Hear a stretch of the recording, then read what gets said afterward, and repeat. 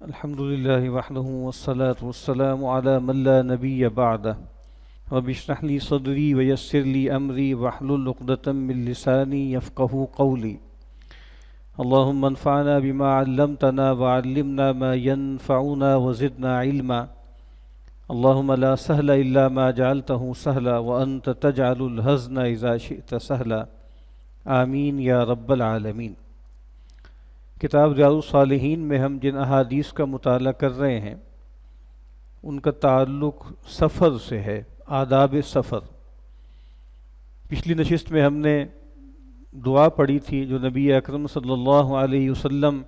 جب سواری پہ سوار ہوتے تھے تو پڑھتے تھے، اور پھر جب سفر پہ روانہ ہوتے تھے تو وہ کلمات ادا فرماتے تھے۔ اسی کا ایک اور ورژن وہاں سے ہمیں آغاز کرنا ہے۔ عن عبداللہ ابن سرجس رضی اللہ تعالی عنہ قال، سیدنا عبداللہ ابن سرجس رضی اللہ تعالی عنہ فرماتے ہیں، کان رسول اللہ صلی اللہ علیہ وسلم اذا سافر یتعوذ من وعثاء السفر وکآبۃ المنقلب والحور بعد الکون۔ نبی کریم صلی اللہ علیہ وسلم جب بھی سفر کرتے، سفر کا آغاز فرماتے، یتعوذ تو آپ پناہ طلب کرتے۔ پانچ چیزوں سے یہاں پناہ طلب کرنے کا تذکرہ ہے، پہلے میں ترجمہ کر دیتا ہوں پھر کچھ عرض کرتا ہوں۔ یتعوذ من وعثاء السفر، سفر کی شدت سے، سختی سے پناہ طلب کرتے۔ وکآبۃ المنقلب، اور ناخوشگوار واپسی، اس سے پناہ طلب کرتے۔ والحور بعد الکون،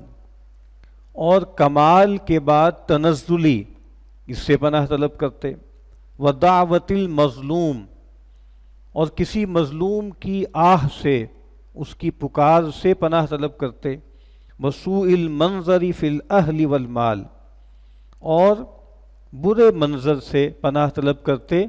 چاہے وہ برا منظر گھر والوں سے متعلق ہو یا مال سے متعلق ہو۔ یہ بات ہمیں معلوم ہے کہ اس دنیا میں کچھ چیزیں ہمیں درکار ہیں جو ہماری ضرورت ہیں، جن کی ہم طلب میں لگتے ہیں، اور کچھ چیزیں ایسی ہیں کہ جن سے ہم ریپیل کرتے ہیں، دور ہوتے ہیں۔ اسی لیے آپ دیکھتے ہیں نا کہ پورا جو ڈائلیکٹکس ہے آسمانی وحی کا، وہ یہی ہوتا ہے، یعنی امر اور نہی۔ یعنی ایک اصطلاح کیا ہے، کچھ چیزیں ہم حاصل کرنا چاہتے ہیں جس کو کہا جاتا ہے جلب منفعت، فائدہ حاصل کرنا چاہتے ہیں، اور کچھ چیزوں سے ہم بچنا چاہتے ہیں، کچھ چیزوں کو اپنے سے ہم دور کرتے ہیں، ریپیل کرتے ہیں، وہ دفع مضرت ہے۔ ٹھیک ہے، اسی لیے ہم دیکھتے ہیں کہ ایک بہت بڑا پہلو جو ہے وہ تقویٰ کا ہے، بچنا،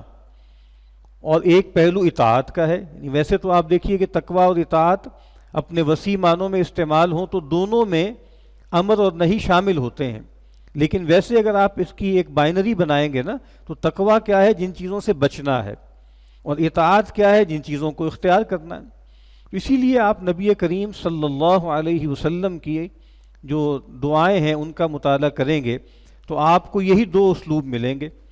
کہ کچھ چیزیں نبی کریم صلی اللہ علیہ وسلم نے اللہ تعالیٰ سے طلب فرمائی،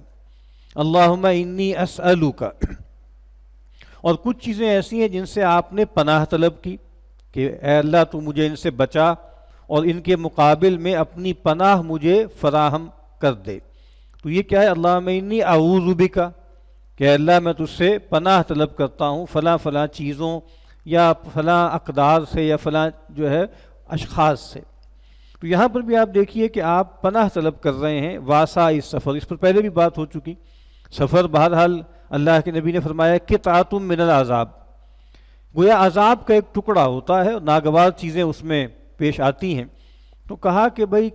سفر کی شدت سے اے اللہ میں تیری پناہ طلب کرتا ہوں۔ دوسری چیز کیا ہے، کآبۃ المنقلب، واپسی معلوم نہیں کب ہو، آج کل کے سفر تو نہیں ہوتے کہ سپر سونک جو ہیں وہ پلینز ہیں اور جناب بلٹ ٹرینز ہیں اور معلوم نہیں کیا کیا سواریاں ہیں، بہت دور پار کے جو ہے آپ کہیں کہ انٹر کانٹیننٹل سفر بھی چند دنوں میں ہو جاتے ہیں اور بعض اوقات لوگ واپس بھی آ جاتے ہیں۔ لیکن اس زمانے کے سفر بہرحال لمبے ہوتے تھے، ہفتوں پر، دنوں پر، مہینوں پر محیط ہوتے تھے۔ تو اب معلوم نہیں پیچھے کیا معاملات ہیں کیا نہیں ہے، نہ ہی رسل و رسائل کے اس طریقے سے کمیونیکیشن کے ذرائع ہیں کہ آج تو پل پل کی خبر ہے اور ہر وقت آن لائن ہیں لوگ اور ایک دوسرے سے مستقل رابطے میں ہیں، اور بظاہر ایسے لگ رہا ہے کہ جیسے فاصلے جو ہیں وہ انڈو ہو چکے ہیں، اور ایک فالس قسم کی انٹیمیسی جیسے اس کا ایک تاثر پیدا ہو گیا ہے۔ بہرحال لیکن اس زمانے میں تو ایسا نہیں تھا، یعنی جب آپ گھر سے نکلے ہیں تو آپ کئی ہفتوں بعد کئی مہینوں بعد واپس لوٹ رہے ہیں اور کوئی خط پتر بھی آپ کو نہیں ملا ہے، تو اب کس پناہ طلب کیا کر رہے ہیں کہ جب میں گھر واپس لوٹوں تو کوئی ناخوشگوار واپسی نہ ہو، یعنی ایک تو میرے حوالے سے ناخوشگوار نہ ہو کہ میں جب واپس آ رہا ہوں تو کوئی ایسا نہ ہو کہ لٹ پٹ کے آ رہا ہوں یا کوئی بیماری لے کر آ رہا ہوں یا کوئی باہر سے کوئی بری خبر لے کر آ رہا ہوں، اور ایک یہ ہے کہ جو لوگ موجود ہیں وہاں پر ان کے حوالے سے میں کوئی بری خبر یا برا منظر میں نہ دیکھوں۔ والحور بعد الکون، یہ بہت اہم الفاظ ہیں، اور ایک کچھ روایتوں میں اس کو پڑھا گیا ہے والحور بعد الکور۔ الحور بعد الکور کیا ہے؟ یہ ایک محاورہ ہے عربی زبان کا، اور اس کا مفہوم کیا ہے کہ کمال کے بعد زوال، ٹھیک ہے، بلندی کے بعد پستی، اچھی حالت کے بعد بری حالت۔ یعنی ایک معاملہ تو یہ کہ انسان رہ ہی رہا ہے بری حالت میں، یہ کبھی ہوتا نہیں ہے، ان مع العسر یسرا ان مع العسر یسرا، عام طور پہ انسان اچھی حال میں رہتا ہے، لیکن پھر اس کے بعد کوئی آزمائش آ جاتی ہے، کوئی ایسی چیز آ جاتی ہے کہ جس کی وجہ سے وہ جو صحت ہے، مالداری ہے، عزت آبرو ہے، غلبہ ہے، وہ بدل جاتا ہے بیماری سے، فقر سے، زوال سے اور غلامی سے، مثال کے طور پر۔ تو بہت خوبصورت دعا ہے کہ والحور بعد الکون، اور والحور بعد الکور، یہ اصل میں کہاں سے نکلا ہے؟ یہ تشبیہ یا استعارہ کہاں سے نکلا ہے؟ یہ نکلا ہے جیسے امامہ ہے نا، امامہ باندھا جاتا ہے، ٹھیک ہے، اور یہ عمل کیا ہے؟ یہ تکویر ہے۔ قرآن مجید نے کہا اذا الشمس کورت، کہ جب سورج کو لپیٹ دیا جائے گا، تو آپ امامہ لپیٹتے ہیں، امامہ ویسے بھی آپ کو معلوم ہے شرف کی بنیاد ہے، انسان کے سر پہ پگڑی ہے، تو آپ امامہ لپیٹ رہے ہیں، امامہ تیار کر رہے ہیں اور سر پہ رکھ رہے ہیں، اور اس کے بعد کور کیا ہے؟ اس کو انفولڈ کرنا، یعنی وہ کھل رہا ہے۔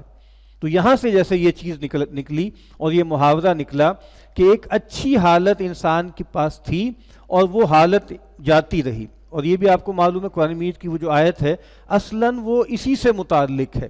کہ ان اللہ لا یغیر ما بقوم حتی یغیروا ما بانفسہم، کہ اللہ تعالیٰ اگر بندوں کو خیر پر رکھیں، بھلائی پر رکھیں، تو اللہ تعالیٰ انسانوں سے وہ حالت بدلتے نہیں ہیں جب تک کہ وہ اپنے اندر کوئی کرپشن پیدا نہ کر لیں، وہ اپنے اندر کوئی نااہلی کی صورت پیدا نہ کر لیں۔ کیونکہ یہ بات میں اس لیے عرض کر رہا ہوں کہ دوسری جگہ پر اس کو بالکل کھول دیا، ذالک بان اللہ لم یکن مغیرا نعمتا انعمها علی قوم حتی یغیروا ما بانفسہم،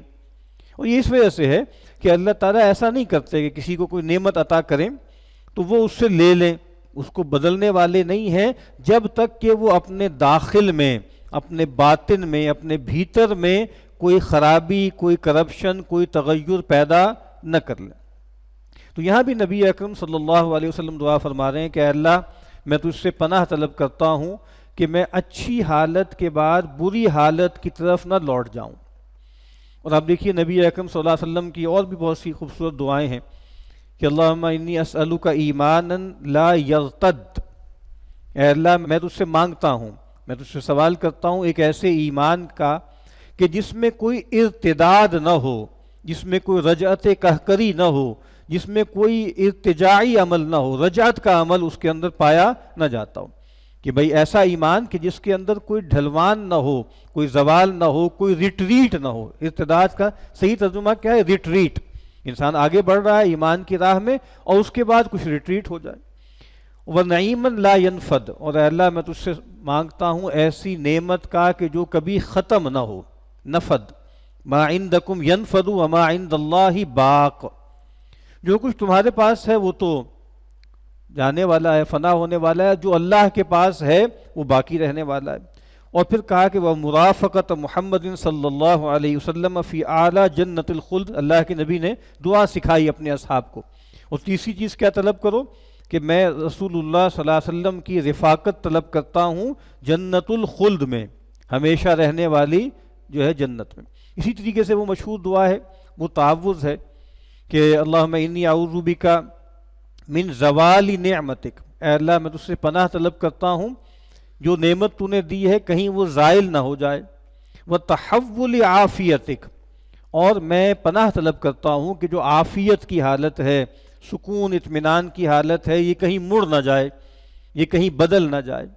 وفجاءت نقمتک، اور اے اللہ میں پناہ طلب کرتا ہوں اچانک آنے والی کسی سزا اور پکڑ سے، وجمیع سخطک، اور اے اللہ میں تجھ سے پناہ طلب کرتا ہوں تیری ہر طرح کی ناراضی سے۔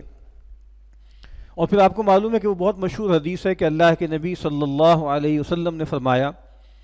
کہ ثلاث من کن فیہ وجد حلاوت الایمان، تین اوصاف ایسے ہیں کہ جس کے اندر یہ پائے جائیں وہ آدمی گویا ایمان کی مٹھاس چکھ لیتا ہے، ایمان کا ذائقہ چکھ لیتا ہے۔ پہلا تو یہ ہے کہ وہ اللہ اور اس کے رسول صلی اللہ علیہ وسلم کو سب سے بڑھ کر ان سے محبت کرے۔ نمبر دو، اللہ اس کے رسول کے علاوہ جس سے بھی وہ محبت کرے وہ اللہ اس کے رسول کے لیے کرے۔ اور نمبر تین وہ بات ہے جس کا تعلق ہمارے اس تعوذ سے ہے کہ ایمان لانے کے بعد کفر میں لوٹائے جانے کو ایسا ہی ناگوار جانے اور سمجھے جیسے آگ میں ڈالے جانے کو۔ اب دیکھیے یہ بھی ارتداد ہے نا، اور جیسے میں نے عرض کیا کہ یہ اس بات کی قدر ان لوگوں کو آ سکتی ہے کہ جو انہی صحابہ کرام کی اکثریت جو ظاہری بات ہے پہلے کفر اور شرک میں تھے، یا آج کوئی نو مسلمین ہوں، کہ بھئی ایک کفر کی حالت میں تھی، گویا آگ کی حالت تھی، اور جو ایمان کی حالت ہے وہ گویا روشنی ہے، وہ باغ ہے، وہ اللہ کے روح اور ریحان ہے۔ تو یہاں پر بھی نبی اکرم صلی اللہ علیہ وسلم پناہ طلب کر رہے ہیں کہ والحور بعد الکون یا والحور بعد الکور، کہ کہیں ایسا نہ ہو کہ تکمیل کے بعد کوئی نقص پیدا ہو جائے اور عروج کے بعد کوئی زوال پیدا ہو جائے۔ وَدَعْوَةِ الْمَظْلُومِ، اور نبی اکرم صلی اللہ علیہ وسلم نے چوتھی چیز جس سے پناہ طلب کی وہ ہے مظلوم کی پکار سے۔ نبی اکرم صلی اللہ علیہ وسلم نے فرمایا ہے نا کہ بھئی مظلوم کی اتقی دعوت المظلوم یا اتقو دعوت المظلوم، مظلوم کی آہ سے بچو، اس کی بد دعا سے بچو کہ اس کے اور اللہ کے عرش کے درمیان کوئی آڑ نہیں ہے، کوئی حجاب نہیں ہے۔ اور کچھ روایتوں میں آتا ہے کہ چاہے وہ فاسق ہی کیوں نہ ہو، اور کچھ روایات میں الفاظ آتے ہیں چاہے وہ کافر ہی کیوں نہ ہو، تو ظلم نہیں کرنا۔ تو اب سفر ہے، سفر کے دوران انسان پہ ناگوار صورتحال بھی پیدا ہوتی ہے، تو اس میں ہو سکتا ہے کہ کسی کے ساتھ زیادتی ہو جائے، خاص طور پہ کسی رفیق سفر کے ساتھ ہی زیادتی ہو جائے، اور یا کسی رستے میں کوئی معاملہ ایسا پیش آئے جس میں انسان ظلم کر لے۔ اور یہ بات پہلے بھی عرض کی گئی تھی کہ چونکہ سفر میں آدمی پر نگرانی کا نظام نہیں ہوتا، انسان اکیلا ہوتا ہے اور کوئی دیکھنے والا بھی نہیں ہوتا، تو انسان جیسے اس کے اندر ایک لیکسٹی پیدا ہو سکتی ہے، ایک ریلیکسیشن پیدا ہو سکتی ہے کہ بھئی ٹھیک ہے، یعنی اخلاقی اعتبار سے اور جو ہے شرعی اعتبار سے آدمی کوئی ڈھیلا پڑ سکتا ہے۔ تو اب اس کے امکانات پیدا ہو سکتے ہیں کہ سفر میں کہیں تم سے کسی سے کوئی زیادتی ہو جائے، کوئی ظلم ہو جائے، تو کہا کہ پناہ طلب، اللہ کے نبی صلی اللہ علیہ وسلم پناہ طلب کر رہے ہیں کس چیز سے؟ دعوت المظلوم، مظلوم کی پکار سے۔ اور آخری چیز کیا ہے؟ وسوء المنظر فی الاہل والمال، اور برے منظر سے گھر والوں میں یا مال میں۔ پہلے بھی ذکر ہو چکا کہ گھر واپس انسان پہنچے تو کہیں ایسا نہ ہو کہ گھر والوں میں کوئی بیماری دیکھیں، کوئی موت دیکھیں، یا کوئی جو مال ہے، مال مویشی ہیں، چاہے وہ فصلیں ہیں، چاہے اور کوئی مال ہے، اس میں کوئی ایسا معاملہ دیکھیں کہ کوئی زوال آ جائے، کوئی لٹ پٹ جائے چیزیں، کوئی فصل خراب ہو جائے، تو اللہ کے نبی صلی اللہ علیہ وسلم اس سے بھی پناہ طلب کر رہے ہیں۔ علی ابن ربیعہ رحمہ اللہ، یہ تابعی ہیں، وہ کہتے ہیں کہ میں موجود تھا سیدنا علی ابن ابی طالب رضی اللہ تعالی عنہ کے پاس، کہ ان کے پاس ایک سواری لائی گئی، کوئی گھوڑا ہوگا یا کوئی اونٹ، تاکہ وہ اس پر سوار ہوں، گھوڑا ہی ہوگا۔ تو جب انہوں نے اس جو سواری تھی اس کے رکاب میں پاؤں ڈالا سیدنا علی رضی اللہ تعالی عنہ نے، تو آپ نے کیا فرمایا؟ بسم اللہ، اللہ کے نام سے۔ فلما استوى علی ظہرہا، اور جب اس کے استعمال کر کے اس کی پیٹھ پر سیدھے ہو کر بیٹھ گئے سواری کے، پھر کیا فرمایا؟ الحمدللہ الذی سخر لنا ھذا، سبحان اللہ سخر لنا ھذا قرآن مجید میں بیان ہوا، پیغمبر سے بھی ثابت ہے، یہ الفاظ بھی گویا اللہ کے نبی صلی اللہ علیہ وسلم سے ثابت ہیں جو سیدنا علی رضی اللہ تعالی عنہ بیان کر رہے ہیں۔ الحمدللہ الذی سخر لنا ھذا، کل شکر کل تعریف اس اللہ کے لیے ہے جس نے ہمارے لیے اس سواری کو مسخر کر دیا، ہمارے تابع کر دیا۔ وما کننا لہ مقرنین، اور ہم اس پر قابو پانے والے نہیں تھے، ہم تو اس پہ قابو یافتہ ہو نہیں سکتے تھے۔ وَإِنَّا إِلَىٰ رَبِّنَا لَمُنْقَلِبُونَ، اور یقیناً ہمیں اپنے رب ہی کی طرف لوٹ کر جانا ہے۔ پھر فرمایا الحمدللہ، 3 مرتبہ الحمدللہ الحمدللہ الحمدللہ۔ پھر فرمایا اللہ اکبر، یہ بھی 3 مرتبہ اللہ اکبر اللہ اکبر اللہ اکبر۔ پھر فرمایا، یہ سیدنا علی رضی اللہ تعالی عنہ کو دیکھ کر ایک تابعی رپورٹ کر رہے ہیں۔ پھر فرمایا سبحانک انی ظلمت نفسی فاغفر لی انہ لا یغفر الذنوب الا انت، کہ اللہ تو پاک ہے، بے شک میں نے اپنی جان پر ظلم ڈھایا، تو بے شک تو مجھے معاف کر دے، میری مغفرت کر دے، اور اس کے سوا کوئی شک نہیں ہے کہ تیرے سوا گناہوں کو کوئی بخش نہیں سکتا۔ یعنی پہلے الحمدللہ الذی سخر لنا ھذا وما کننا لہ مقرنین وإنا الی ربنا لمنقلبون، الحمدللہ الحمدللہ الحمدللہ، اللہ اکبر اللہ اکبر اللہ اکبر، سبحانک انی ظلمت نفسی فاغفر لی انہ لا یغفر الذنوب الا انت، یہ سب انہوں نے پڑھا۔ ثم ضحک، اس کے بعد وہ ہنسنے لگے، مسکرانے لگے۔ تو اب پوچھا گیا فقیل یا امیر المؤمنین، اے امیر المؤمنین، من ای شیء ضحکت، کس سبب سے آپ ہنسے، یہ ہنسنے کا کیا موقع تھا؟ فرمایا کہ رأیت النبی صلی اللہ علیہ وسلم فعل کما فعلت ثم ضحک، میں نے جو کچھ تم نے مجھے کرتے دیکھا نا، کہ میں نے رکاب میں پاؤں ڈالا، بسم اللہ پڑھی، سیدھا ہو گیا، اور پھر میں نے یہ سارے کلمات ذکر پڑھے ہیں، میں نے رسول اللہ صلی اللہ علیہ وسلم کو یہ سب کرتے ہوئے دیکھا، اور پھر آپ صلی اللہ علیہ وسلم بھی مسکرائے، آپ بھی ہنسے۔ جیسے پہلے کئی مرتبہ عرض کیا گیا ہے کہ یہ دین ہمیں جس طریقے سے منتقل ہوا ہے وہ توارث ہے، وہ تواتر ہے،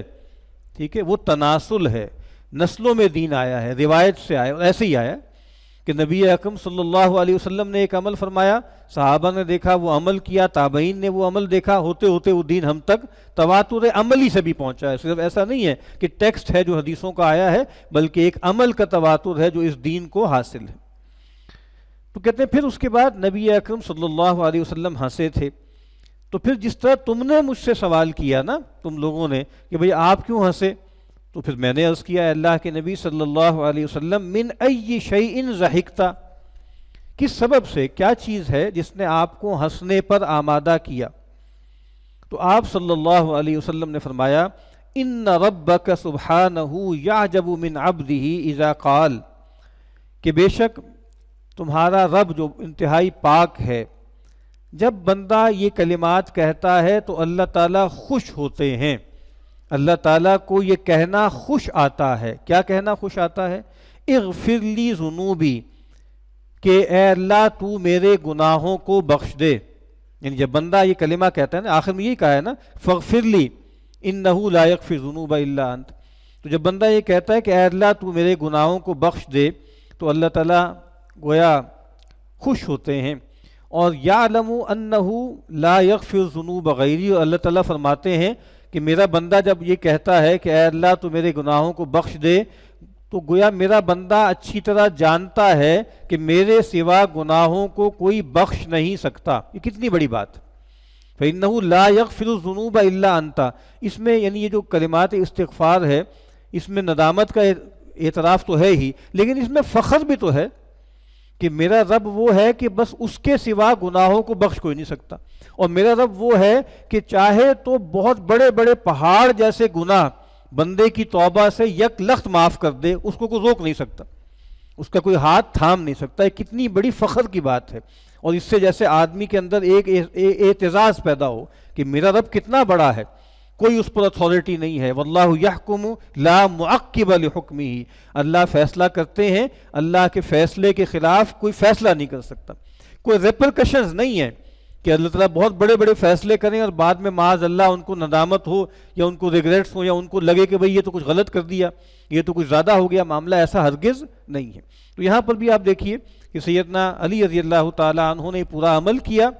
اور اس عمل کو دیکھ کے جب سوال کیا تو انہوں نے فرمایا کہ نبی اکرم صلی اللہ علیہ وسلم نے کیا تھا، اور پھر مسکرانے کا سبب یہ فرمایا کہ اللہ تعالیٰ، اللہ کے نبی نے فرمایا کہ اللہ تعالیٰ خوش ہوتے ہیں جب بندہ یہ کلمات استغفار پڑھتا ہے۔ وآخر دعوانا ان الحمد للہ رب العالمین۔